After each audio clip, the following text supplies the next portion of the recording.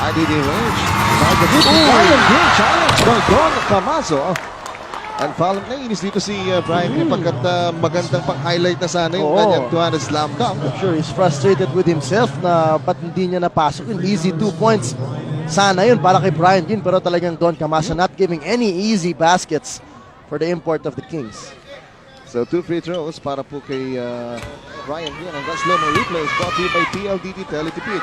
Tipid tawag dahil prepaid. First free throw is good para po dito kay Brian Green. Ito pong Barangay Ginebra. Yung uli nga po nilang natalo was against Alaska. Diyan po sa Dagupan City. October 28 po yun. Kung hindi nyo nakalimutan na. At 2 for the para kay Brian Green.